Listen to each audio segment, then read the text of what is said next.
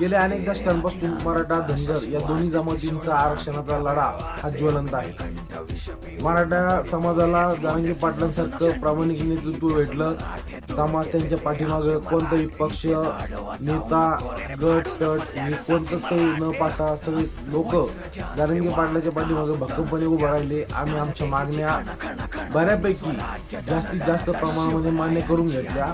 आता प्रश्न आहे धनगर समाजाच्या आरक्षणाचा।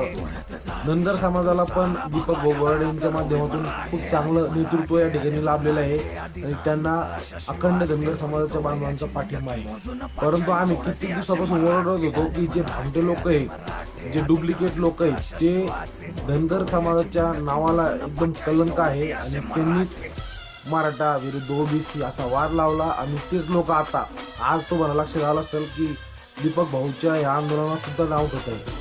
तर धनगरांनो जागे व्हा आणि तुमचं नेतृत्व कोण आहे ते एकदा तुम्ही चांगलंच याची देही याची डोळा उघड्या डोळ्याने बघा। कारण की जे दलाल लोक आहेत त्यांच्या बाबतीत आझाद मैदानावरती दीपक भाऊंनी त्यांना एकदम खडे बोल सुनावलेले आहे। आणि आता आम्ही तसा विचार केला असता मराठ्यांनी पक्षाचा, नेत्यांचा किंवा गटातटांचा, तर आमचा लढा कधीच यशस्वी झाला नसता। परंतु आम्ही सगळं सोडून दिलं। जरांगे पाटलांनी ज्या ज्या वेळेस आम्हाला बोलवलं सराटीला, त्या वेळेस आम्ही सराटीला गेलो, मुंबईला गेलो।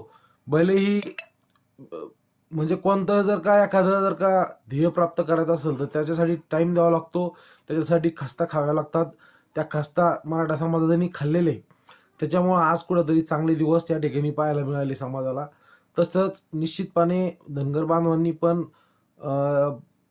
कायमस्वरूपी जे दीपक भाऊ बोराडे त्यांच्या शब्दाला मान देऊन त्यांच्या प्रत्येक आंदोलनाला, मीटिंगला गेले तुम्ही, निश्चितपणाने तुमचा सुद्धा लढा हा यशस्वी झाल्याशिवाय राहणार नाही याची मला 100% खात्री आहे। जय शिवराय, जय मल्हार।